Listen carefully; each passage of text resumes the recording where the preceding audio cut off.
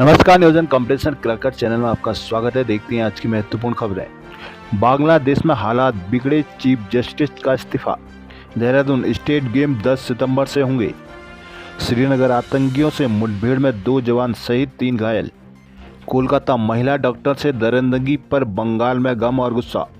बांग्लादेश में अंतरिम सरकार बनने के बावजूद हालात सुधरते दिख नहीं रहे। शनिवार को देश के उच्चतम न्यायालय के मुख्य न्यायाधीश ओबैदुल हसन को इस्तीफा देना पड़ गया। अदालत परिसर में 31 सैकड़ों प्रदर्शनकारी छात्रों ने दोपहर 1 बजे तक इस्तीफा देने का अल्टीमेटम दिया था। बांग्लादेश के मीडिया रिपोर्ट में जानकारी सामने आई है। रिपोर्ट के अनुसार प्रदर्शनकारी छात्रों ने न्यायमूर्ति हसन के साथ ही अपीली डिवीजन के न्यायाधीशों को भी इस्तीफा नहीं देने पर गंभीर परिणाम भुगतने की धमकी दी थी। इसके बाद न्यायमूर्ति हसन ने अपना निर्णय दोपहर करीब 1 बजे उस समय घोषित किया जब छात्र आंदोलन के प्रदर्शनकारी अदालत परिसर में एकत्र हो गए। छात्र आंदोलन के समन्वयकों में से एक हसन अब्दुल्ला ने कहा कि प्रदर्शनकारियों ने न्यायाधीश के आवासों को घेरने की धमकी दी थी। 38वें राष्ट्रीय खेलों में चयन के बाद उत्तराखंड के 7,000 खिलाड़ी दम दिखाएंगे। उत्तराखंड ओलंपिक एसोसिएशन इसके लिए 10 सितंबर से स्टेट गेम कराएगी। उत्तराखंड पहली बार अक्टूबर-नवंबर में प्रस्तावित राष्ट्रीय खेलों की मेजबानी करेगा। इसे लेकर खेल विभाग की ओर से तैयारियां पूरी करने का दावा किया जा रहा है। हालांकि राष्ट्रीय खेलों की तारीख तय नहीं हुई है। संभवतः पेरिस ओलंपिक के बाद भारतीय ओलंपिक संघ इसे लेकर स्थिति साफ करेगा। दरअसल उत्तरांचल ओलंपिक एसोसिएशन के अध्यक्ष महेश नेगी ने बताया कि राष्ट्रीय खेलों के खिलाड़ियों का चयन स्टेट गेम से होगा। राष्ट्रीय खेलों में 34 इवेंट प्रस्तावित है। 10 सितंबर से इसकी प्रक्रिया शुरू हो जाएगी और 25 सितंबर तक स्टेट गेम हो जाएंगे। प्रदेश के विभिन्न शहरों में इनका आयोजन करने की तैयारी है। खेल निदेशक जितेंद्र सोनकर ने बताया कि राष्ट्रीय खेलों की तैयारियां भी अंतिम चरण में है। उत्तराखंड में प्रशासनिक पदों के लिए डॉक्टरों का बनेगा अलग कैडर। मंत्री रेखा आर्या ने की आंगनबाड़ी वर्कर का मानदेय बढ़ाने की पैरवी।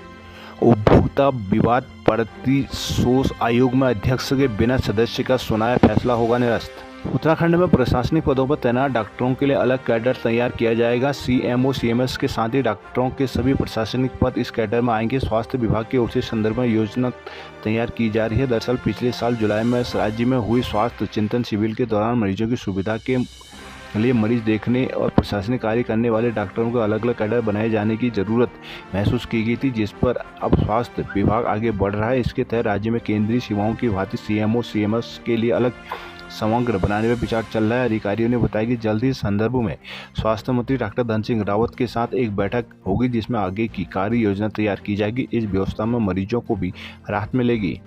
देहरादून राज्य की महिला सशक्तिकरण बाल विकास मंत्री रेखा आर्या ने केंद्रीय महिला बाल विकास मंत्री अन्नपूर्णा देवी के सामने आंगनबाड़ी वर्कर का मानदेय बढ़ाने की पैरवी की है। केंद्रीय मंत्री ने योजनाओं को कुशलता से लागू करने पर राज्य सरकार की तारीफ की। केंद्रीय मंत्री अन्नपूर्णा देवी ने शनिवार को विभिन्न राज्यों में चल रही परियोजनाओं की ऑनलाइन समीक्षा की। उत्तराखंड के विभागीय मंत्री रेखा आर्या ने भी सचिवालय से इस बैठक में ऑनलाइन माध्यम से प्रतिभाग किया। रेखा आर्या ने इस दौरान केंद्रीय मंत्री के सामने राज्य में आंगनबाड़ी केंद्रों की गतिविधियों के साथ ही नौनिहालों के लिए संचालित कल्याणकारी योजनाओं का विवरण प्रस्तुत किया। इस मौके पर उन्होंने उत्तराखंड की विशिष्ट भौगोलिक परिस्थितियों को देखते हुए उच्च पर्वतीय क्षेत्र में आंगनबाड़ी केंद्रों की संख्या बढ़ाने, अनुपूरक पोषाहार की धनराशि में बढ़ोतरी, आंगनबाड़ी वर्कर के प्रशिक्षण के लिए वित्तीय मानक में बढ़ोतरी, आंगनबाड़ी कार्यकर्ता और सहायिकाओं के मानदेय में वृद्धि की पैरवी की है। आर्या ने कहा कि केंद्रीय मंत्री ने सभी विषयों पर विचार करने का आश्वासन दिया है। बैठक में निदेशक प्रशांत आर्या, उप निदेशक विक्रम सिंह, मुख्य परीक्षा अधिकारी मोहित चौधरी आदि मौजूद रहे। बद्रीनाथ हाईवे पर कमेरा में 24 घंटे फंसे रहे लोग। तिरजुगी नारायण से केदारनाथ मार्ग का होगा सर्वे। रुद्रप्रयाग खराब मौसम के चलते कौरीकुंड से वापस लौटा चिनुक।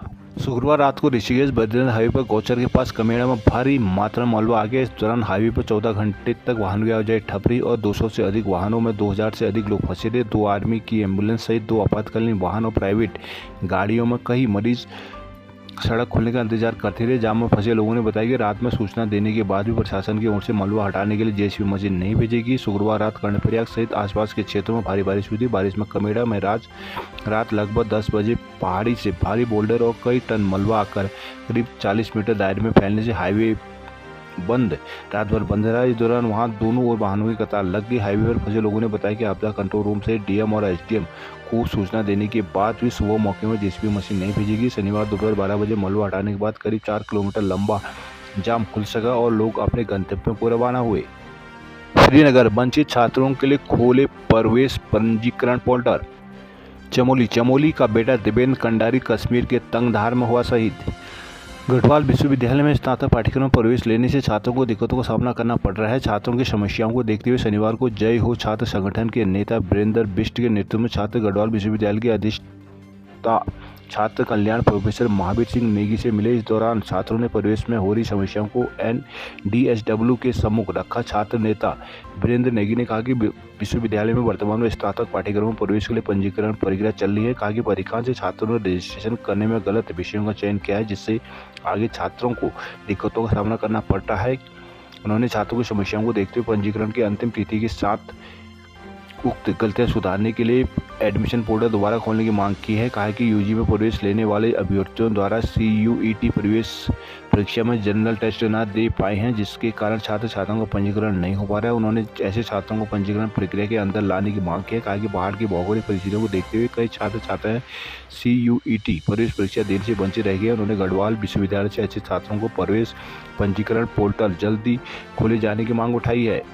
थराली के लोल्टी गांव की महिला शराब की दुकान के विरोध में उतरी।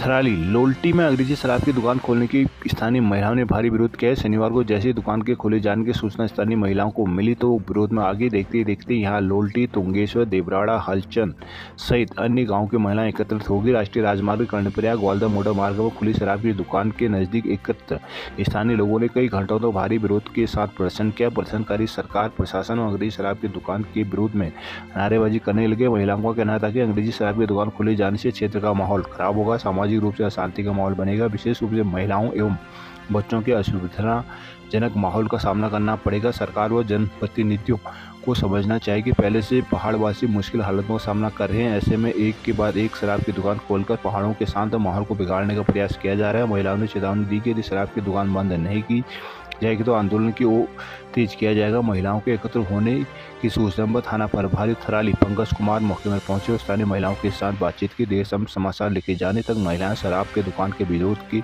लिए मौके पर डटी थी।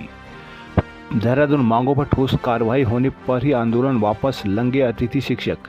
देहरादून मानदेय बढ़ोतरी और रिक्त पदों को आरक्षित कराने के लिए आंदोलित अतिथि शिक्षकों की कुछ मांगों पर सोमवार पर कार्रवाई हो सकती है। सोमवार को शिक्षा मंत्री डॉक्टर धन सिंह रावत की अध्यक्षता में शिक्षा सचिव रविनाथ रमन, DG शिक्षा बंशीधर तिवारी और माध्यमिक अतिथि शिक्षक संघ की वार्ता प्रस्तावित है। दूसरी तरफ शनिवार को भी अतिथि शिक्षकों ने निदेशालय परिसर में धरना देते हुए प्रदर्शन किया। आज उनका आंदोलन 8वें दिन में प्रवेश कर गया है। दोपहर में उपनल कर्मचारी महासंघ के प्रदेश अध्यक्ष विनोद नौटियाल ने धरना स्थल पहुंचकर अतिथि शिक्षकों के आंदोलन को समर्थन देने का ऐलान किया। उन्होंने कहा कि अतिथि शिक्षक भी उपनल कर्मचारियों के समान समस्याओं से जूझ रहे हैं। सरकार को सभी आउटसोर्स कर्मियों के सुरक्षित भविष्य के लिए ठोस नीति बनानी चाहिए। माध्यमिक शिक्षक संघ के प्रदेश अध्यक्ष अभिषेक भट्ट ने कहा कि DG शिक्षा ने सोमवार को वार्ता कराने का आश्वासन दिया है। वार्ता के नतीजों के आधार पर ही आंदोलन का भविष्य तय होगा। यदि सरकार अतिथि शिक्षकों मांगों पर ठोस कार्रवाई नहीं करेगी तो आंदोलन लगातार जारी रहेगा। सितारगंज फर्नीचर शोरूम में लगी आग। खटीमा में मगरमच्छ की चहलकदमी से बड़ा दहशत।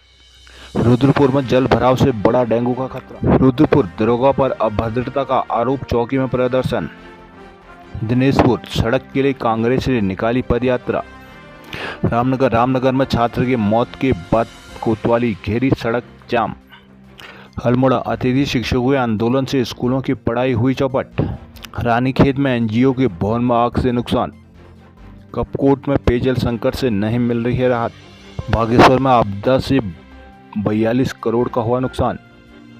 बागेश्वर जिले में इस बार बारिश ने काफ़ी नुकसान पहुंचाया। अभी लगभग 1 महीने का बारिश का समय है। अब तक आपदा से 42 करोड़ रुपए का नुकसान जिले को हो चुका है, जिसमें 615 परिसंपत्तियों को नुकसान हुआ है। प्रशासनिक 45.5 लाख रुपए की धनराशि आपदा पीड़ितों को बांट चुकी है। आपदा में जिले में 7 पशुओं की हानि हुई। प्रशासन के अनुसार स्थिति नियंत्रण में है। इस बार जिले में 25 जून से लगातार बारिश हो रही है। बारिश से सड़कों, मकानों तथा पेयजल योजनाओं को अधिक नुकसान हुआ है। लीती, बैकोड़ी तथा रातिर केटी में अतिवृष्टि से सबसे अधिक नुकसान हुआ है। गत दिनों विभाग ने नुकसान का जायजा लेकर प्रशासन को रिपोर्ट भेजी थी। रिपोर्ट के अनुसार अभी तक बारिश से 42 करोड़ का नुकसान हो चुका है, जिसमें 615 परिसंपत्तियों को नुकसान हुआ। 137 मकान आंशिक रूप से, 27 तीक्ष्ण रूप से क्षतिग्रस्त हुए हैं। 2 मकान पूरी तरह ध्वस्त हो चुके हैं। इस आपदा में 5 बड़े तथा 2 छोटे जानवरों की भी मौत हो चुकी है। प्रशासन ने जांच के बाद अभी तक 45.5 लाख रुपए की राहत राशि बांट दी गई है। उधर मौसम विभाग ने येलो अलर्ट जारी किया, जिससे आपदा प्रभावित क्षेत्र में रह रहे लोग भयभीत हैं। करीब 1 दर्जन सड़कें अभी भी बंद हैं। सड़कें बंद होने से लोगों को जिला मुख्यालय आने में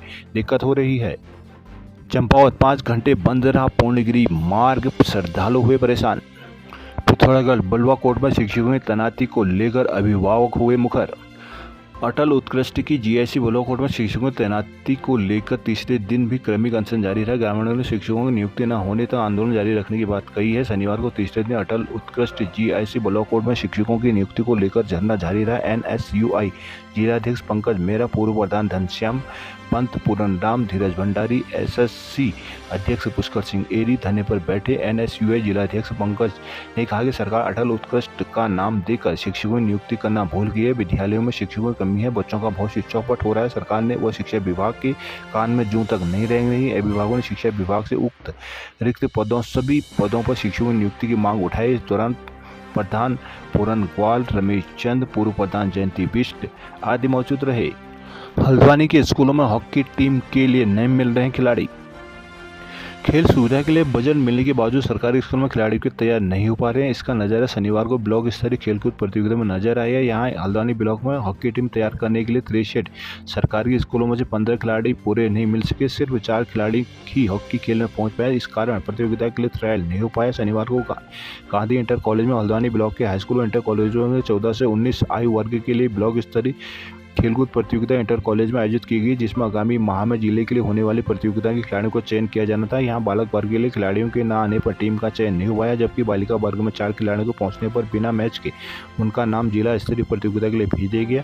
ब्लॉक समन्वयक हरीश उपाध्याय ने बताया कि ब्लॉक के 10 संकुल के 63 स्कूल के छात्र छात्राओं ने प्रतियोगिता में भाग लिया था, जिसमें हॉकी टीम के जो खिलाड़ी पहुंचे उनके नाम जिले को भेज दिए गए हैं।